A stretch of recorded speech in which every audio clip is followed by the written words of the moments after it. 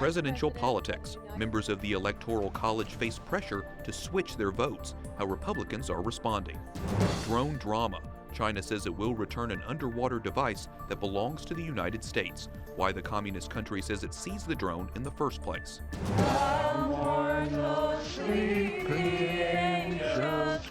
Christmas caroling. Pro-life advocates call for peace in the womb at abortion clinics around the country. And Pope Francis celebrates a big milestone. How the Holy Father celebrated his 80th birthday. On EWTN News Nightly for Monday, December 19th, 2016.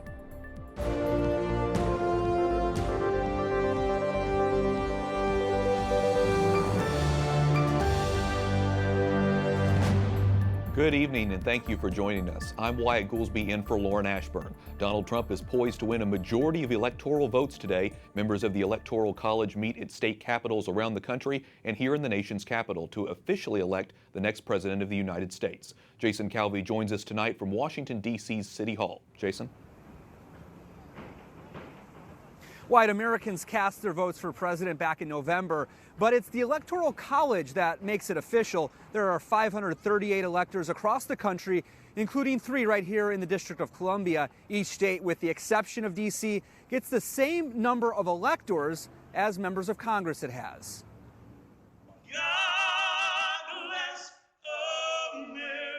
As this prayer rings out, all of Indiana's 11 electors pick Donald Trump for president and their governor for vice president. All 11 votes have been cast for Michael R. Pence. A tradition that dates back 2 centuries was carried out in state houses around the country today. That includes New York, where Elector Bill Clinton cast a vote for his wife. In 1787, the Constitutional Convention created the Electoral College system. It was a compromise between an election of the president by a vote in Congress or by a popular vote. Most states give all their electoral votes to the candidate who wins the state's popular vote. The Constitution doesn't say the electors need to vote that way, but some states mandate it. Some Democrats are urging Republicans to break those rules and vote against Trump. We're being bombarded with letters and emails and Facebook invitations telling us to vote for Hillary Clinton, and I don't want to see anyone swayed. Most Republicans, however, are staying true to their party. I think Donald Trump earned the right to be president. I feel like as a elector, I have to go with the feelings of the Kentuckians, and that's what I intend to do. The Associated Press polled 330 of the 538 electors and found only 1 Republican who will vote against Trump. Still, protesters tried to sway them today. Outside Georgia's capital and in 25-degree Pennsylvania weather. I don't know if there's a realistic chance, but I think this is our last chance. And more than 99% of electors in U.S. history have voted for the candidate who won their state's popular vote. Jason, who picks the electors in the Electoral College? Well, they're usually picked by the winning candidate's political party, the winning candidate of each state, so they're often party insiders who are loyal to the party. So then, Jason, what's the next step after all the electors vote today? Well, the results from each state house and also right here behind me in the District of Columbia will be sent to Congress. A joint session of Congress will then certify the results on January 6th. And then on January 20th, it's Inauguration Day for the winner of the Electoral College. And you can see right behind me, they're already getting ready, putting up construction for Inauguration Day. Jason Calvi reporting from Washington, D.C. City Hall. Thanks, Jason. Democrats also pledged to oppose some of Donald Trump's cabinet nominees. Matt Schlapp, with the chairman of the American Conservative Union, joins us now. Matt, Democrats are openly opposing several of Trump's cabinet nominations. Rex Tillerson for Secretary of State, Alabama Senator Jeff Sessions for Attorney General. What do you think nominations are most at risk, and could any possibly lose to Republican support? Well, it's important as we go into these confirmation battles to know that any conceivable Trump nominee they can knock back, they will. I think the one exception, which is interesting to that, is the nominee to head the Department of Defense, General Mattis. Although he has to get a waiver to serve because he's been only a few years out of the military, out of wearing the uniform in the military. I think a lot of Democrats actually like the fact that Donald Trump will have at his right hand a man that's so experienced in military matters. But they're going to knock back absolutely every potential nominee they can. Well, you know, we've been following this whole campaign to try to get some of these Republican electors not to vote for Donald Trump. Do you see this really as just a first push, if you will, for a campaign to try to delegitimize Donald Trump's presidency? Definitely. We've never seen anything like this. Even the year 2000 with the recount in Florida, where we experienced things we hadn't seen before in modern politics. But this effort to try to get the electors to be briefed about a supposed Russian hacking of emails and the desire by the Clinton campaign to get them to not vote the will of the people from their state is something I've never seen, and it's very close to just sour grapes and being a sore loser. What grade would you give Trump when it comes to Catholic issues at this point in his transition team? I don't think we know yet. He's made great picks. The actual people he's picked to run these cabinet agencies are really, it's an A-plus crowd. But you don't know until the policy undergirds it. So for all people who care about Catholic issues, it's important to stay engaged in the process and to make sure that we make every impact we possibly can, because as an administration gets filled out with people and gets awfully busy with emergencies of the day and what government keeps them busy doing, we got to stay on them on the issues themselves. I think the most important thing for Catholic voters still to come, who is that nominee for the Supreme Court opening?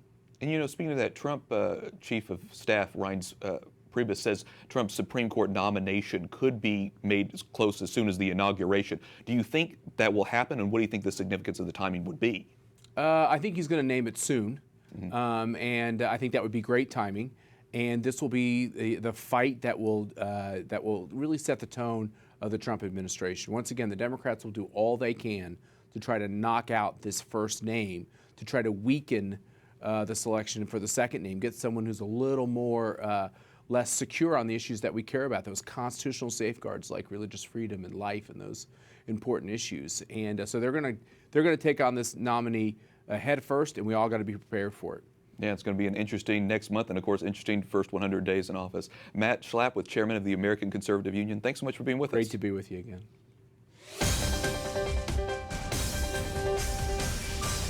President-elect Trump names billionaire businessman Vincent Viola as his pick to be the next Secretary of the Army. He is a graduate of West Point and the New York Law School and was the first in his family to attend college. Viola is the founder of several businesses, including Virtu Financial, an electronic trading firm.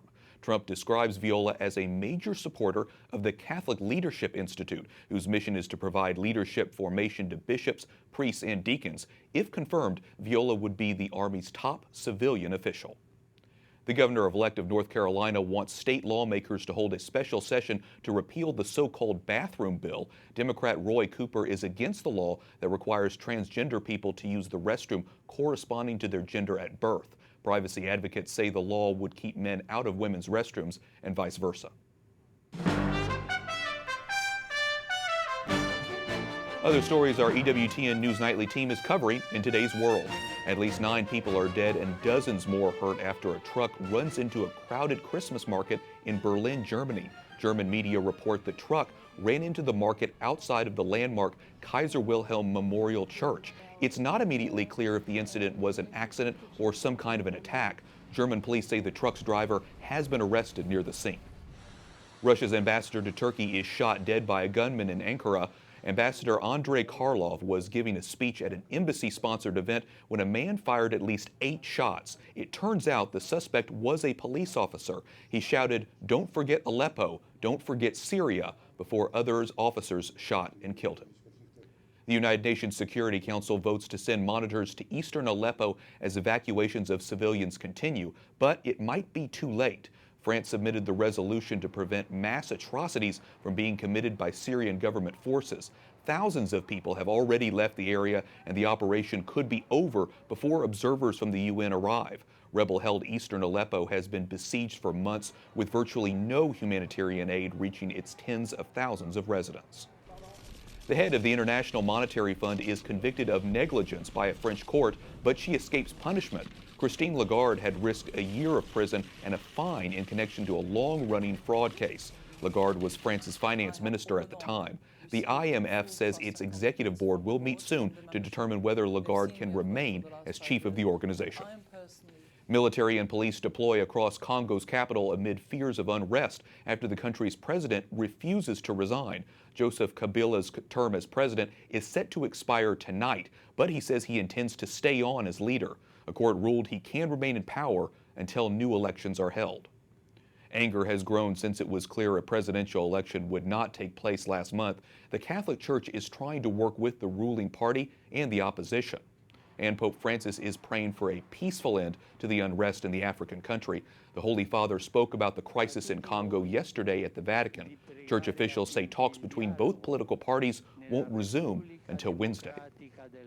China says it's in the process of returning an underwater drone it captured from the U.S. The Pentagon says the drone was seized illegally and it should be returned immediately. The USNS Bowditch, an unarmed military research ship, was about 50 miles off the Filipino coast Thursday, where the Navy says it was conducting research using 2 underwater drones called ocean gliders. Officials said the research was legal under international law. It was set to bring them back on board when officials say a Chinese naval ship trailing the Bowditch launched a small boat, which swooped in and stole one of the ocean gliders. The Defense Department says the Bowditch immediately made contact to ask for it back, but the Chinese ship simply sailed away.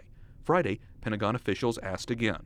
Spokesman Captain Jeff Davis told reporters, "It is ours, and we would like it back, and we would like this not to happen again." The Chinese Defense Ministry responded late Saturday, saying that the ship initially didn't know what the drone was and seized it for navigational safety reasons. They went on to say, quote, "Upon confirming that the device was a U.S. underwater drone, the Chinese side decided to transfer it to the U.S. side in an appropriate manner. China and the United States have been communicating about this process. It is inappropriate and unhelpful for a resolution that the U.S. has unilaterally hyped the issue. We express our regret over that." The seizure comes at a time of heightened U.S.-Chinese military tensions in the South China Sea. China has built and militarized artificial islands in disputed territory, actions the U.S. calls illegal. And President-elect Trump has made Beijing angry twice in the last 2 weeks. First, taking a call from Taiwan's president, and then questioning the legitimacy of the One China policy, a decades-old diplomatic staple of U.S.-China relations.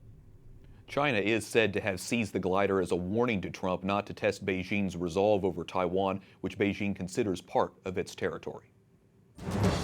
Coming up, with Christmas just days away, the one thing Pope Francis says we have to remember to do. Plus, what Pope Emeritus Benedict XVI has to say about our foundress, Mother Angelica.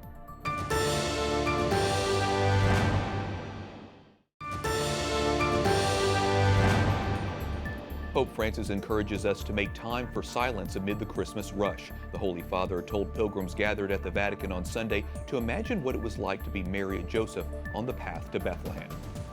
After a record 670,000 Americans signed up for Obamacare last Thursday, the government extended the sign-up deadline until midnight tonight. The rush reflects an uncertainty among Americans about the fate of the Affordable Care Act in light of Republicans' pledge to repeal and replace it. James Capretta, fellow at the American Enterprise Institute, joins us now. Jim, repealing Obamacare has been sort of a Republican mantra for years. How difficult will it be to fully repeal it, and how much of a danger is the GOP in if they don't come up with a replacement? I think it's going to be quite difficult, actually. It's a very complicated situation, and I do think that Republicans, after all these years, have an obligation to come forward with a workable, practical replacement plan that addresses the concerns that a lot of people have about the Affordable Care Act, but it provides secure health insurance for Americans, including people with pre-existing conditions. So Republicans have a lot of work to do in the coming months to, do what they promised, which is really repeal it, replace it with something better. Representative Tom Price, Donald Trump's choice to lead the Department of Health and Human Services, introduced sort of replacement plans like this for every year, since 2009, all sorts of bills. Of all those bills, are there any in particular that you like or you think would be most effective? Well, the House leadership under Speaker Paul Ryan released a plan back in June of this year that they called a Better Way Healthcare Plan. It's not a full, complete plan yet, but it's the beginnings of it. And I think that should be probably the starting point for what Congress tries to do. It makes sure that every American has health insurance if they want it. They either get it through their employer, Medicare or Medicaid, and if not that, they get a refundable tax credit that allows them to buy health insurance on their own. So it's a way to make sure that everybody can get health insurance in the United States, which is, I think, a really important point. I assume you mean that also includes, you mentioned the pre-existing medical conditions or major medical problems. Do you think there's a way they can address that? Yeah, it's complicated because they do want to repeal the individual mandate, the requirement that you buy health insurance that's under the Affordable Care Act, and they want to replace it with something where you don't have to buy insurance, but if you don't, then you could be penalized when you try to get back into the market. So that means that everybody who has a pre-existing condition should stay and can stay into the insurance market. And if they do that, then they will never be risk rated, they will never be denied coverage, they will never have an insurer tell them they can't buy something because of their health status. So for anyone who stays in insurance status, they would be protected. And I think that's the beginning also of moving forward with a replacement plan. Federal funding for Planned Parenthood has also been a target for pro-life legislators for some time. Is the complete ending of funding for Planned Parenthood possible, or is that, how soon could that be achieved, even if it was possible? It gets funding through a couple of different sources, and they could do it. I think it's important that they do it. So they should and could move forward with a defunding program that would be under expedited budget procedures in the Congress, and it could pass with a simple majority vote, which I think means they could deliver it to the new president's new desk pretty shortly. So I think they can and should do it, and it's a possibility, but there are obviously some hurdles that still need to be overcome. Yeah, a lot of hurdles, a lot of work to go here. James Capretta, fellow at the American Enterprise Institute, thanks for talking with us. Yeah, thank you, Wyatt. Hollywood mourns the death of a worldwide celebrity. Zsa Gabor lived to be 99 years old. The Hungarian native became a symbol of European style and flair, who flaunted her material wealth and celebrity. Besides her starring roles on film and TV, she also made headlines through her personal life, including 9 marriages. Gabor died yesterday from a heart attack after years of poor health. Pope Emeritus Benedict XVI praises EWTN foundress Mother Angelica. Benedict met with the editorial staff of EWTN's news partner, Aci Stampa. He told the group Mother Angelica was a great woman, very brave. The staff from Aci Stampa met Pope Emeritus to give him a Christmas card. Mother Angelica died on Easter Sunday at the age of 92. Thousands of Cubans traveled to the Church of San Lazaro for an annual pilgrimage outside of Havana. Some people walked, some crawled, and others rolled on the rough road leading to the home of the country's patron saint. Pilgrims visit an image of St. Lazarus, who they believe can deliver physical health and emotional relief. Up to 90,000 people make the pilgrimage each year. Up next, the pro-life movement shares its success. The president of Susan B. Anthony List responds to new state laws designed to protect unborn babies. And Pope Francis celebrates 80, how a day described as business as usual turned into a busy day for the Holy Father.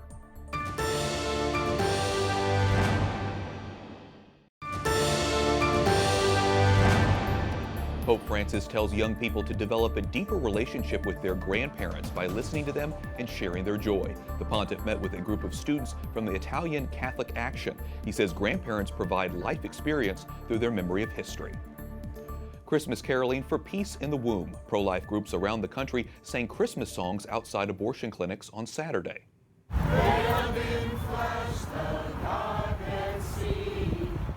The Pro-Life Action League organized the 13th annual Caroling Day. Events took place in 60 cities in 28 states. The Action League says it wanted to bring the Christmas message of peace and joy to counter the darkness of abortion clinics. Republican victories in the recent election offer new hope to pro-life forces across the country. Ohio, Louisiana, Mississippi, North Dakota, and South Dakota have recently passed strong pro-life legislation, and more states are expected to take on the abortion battle. Marjorie Dannenfelser, president of the Susan B. Anthony List, joins us now. Marjorie, how critical are state legislative victories for the wider pro-life movement? They're very, very important because the courts are paying attention. The courts, what is impressed upon them right now is that they are behind public opinion. So the more ambitious those laws are that are being passed state after state after state, the more it's sinking in that they need to catch up, frankly, to public opinion. It's not just about a sort of horrible jurisprudence that abortion is right now. It is also very clear that justices pay attention to what's happening in the public, so all that momentum is fabulous. The Oklahoma State Supreme Court recently ruled as unconstitutional new requirements to abortion providers. Does this represent a defeat, or is it just sort of a temporary setback? It's completely a temporary setback. I mean, right now the other side is really well, let's say what our kids say, they're freaking out. They are really upset. They're really frantic. They're trying to go after any laws, even the most reasonable. They're ramping up their efforts as we are. They really sense that we are winning. And it's really a beautiful moment on our side. Of course, it's inciting panic on the other. It's a temporary setback, and it is such a reasonable thing what Oklahoma did and many other states to just protect women again, the courts will, I believe, catch up to public opinion and what's good for women in addition to our unborn children. Abortion advocates have filed lawsuits in Alaska, Mississippi, North Carolina, challenging some of those state restrictions on abortion.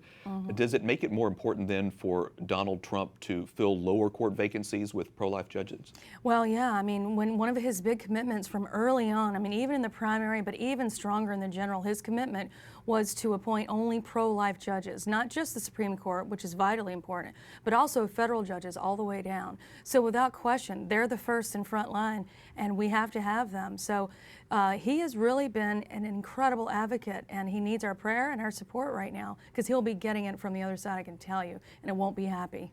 What is the current state of the pro-life movement? You seem very positive about it. You mentioned it seems to be a movement. Yeah, well, there's energy, there's new hope. Our ambition is much higher because it's realistic. I've never been one to have to set goals that can't be reached or to overreach. I believe that to the other side. Right now, we can truly make headway in beginning to overturn Roe versus Wade and begin to protect those children. I mean, I'm very excited about the things that are sort of legislating around the child. I'm most excited about the legislation that will protect the child himself or herself before he's born. We've got to stop it at some point. And after we stop it at some point, we're going to save every life. And we're going to see how it all plays out, at least with the enthusiasm, next month with the March for Life at the end of January. So that's going to be interesting as well. Marjorie Dannenfelser, the president of Susan B. Anthony List, thanks for talking with us. Thank you. Pope Emeritus Benedict XVI sends birthday greetings to Pope Francis. The Vatican says Benedict sent Francis 3 small gifts with a handwritten letter. The two also spoke on the phone. His 80th birthday on Saturday was supposed to be low-key, but as Mary Shevlin reports from Rome, it turned out to be a dynamic day. Pope Francis marked his 80th birthday on Saturday with a special morning mass with cardinals who live in Rome and admitted that getting older might seem like a bad thing. Francis said the thought of getting old might be frightening, but he said old age is the seat of wisdom and hoped it would be for him as well. What was supposed to be a day that the Vatican had described as business as usual, it was also a day of some unexpected surprises, beginning with breakfast. Pope Francis invited 8 homeless people to eat breakfast with him at 7:15 a.m. in his residence. The guests of honor gave him sunflowers before sitting down to eat some Argentine delicacies. Later in the day, around 5 p.m., Pope Francis chatted on Skype with some 60 inmates in a prison in northern Italy. Marzio, one of the inmates chosen to address the Pope on their behalf, thanked the Pope for his daily witness that he said nourishes their hopes and dreams. By the end of the day, the Holy Father had already received 70,000 email messages and thousands of tweets as part of a social media initiative set up by the Vatican. And it wasn't hard to find well-wishers in St. Peter's Square. Through seeing other people's need, we see our own, and that's what I appreciate most about Pope Francis. So yeah, I really think he's a great and holy man. Pope Francis is not one to make a big deal about his birthday, but maybe even he realized that 80 is a significant milestone. In Rome, Mary Shevlin, EWTN News Nightly. Thanks, Mary. And we thank all of our viewers who sent in notes via email or social media to Pope Francis for his birthday. For the EWTN News Nightly team, I'm Wyatt Goolsby. Good night and God bless.